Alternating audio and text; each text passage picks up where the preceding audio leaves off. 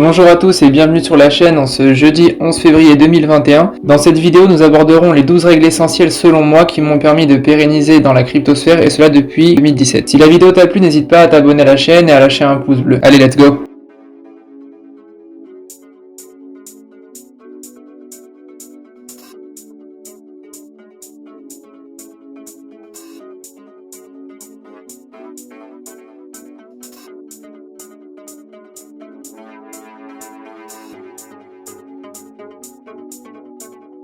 I'm hungry for the power.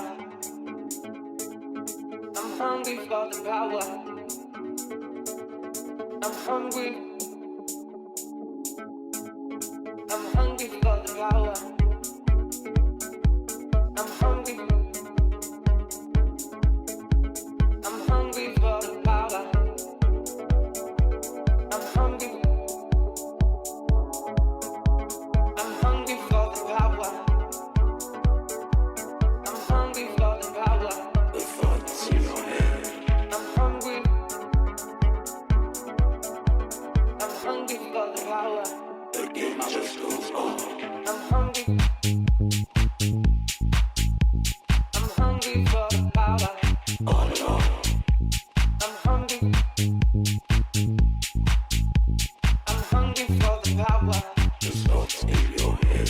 I'm hungry for the power. I'm hungry. The thoughts in your head. I'm hungry for the power. I'm hungry. The game just goes on. I'm hungry for the power. I'm hungry. On and on.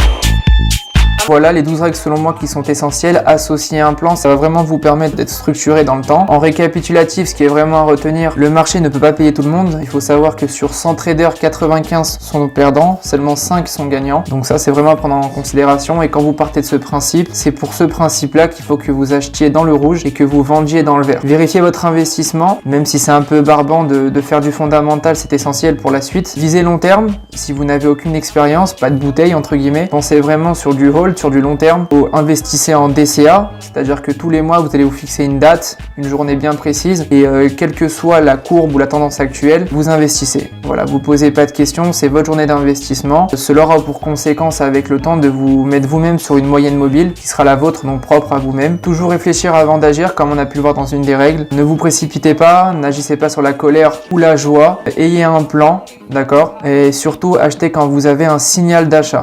Voilà, ne vous précipitez pas parce que ça peut arriver que vous précipitez et oui, sur un coup de bol, ça monte, tant mieux. Mais ça peut aussi vous arriver que vous achetez sans plan et vous vous précipitez et qu'ensuite ça redescend. Et psychologiquement parlant, c'est très difficile de tenir une position quand elle est dans le rouge, surtout quand on met plus 10 à 15% de son capital. Voilà. Ne jamais suivre la masse, c'était une règle que j'expliquais qui est peut-être un peu explicite à comprendre.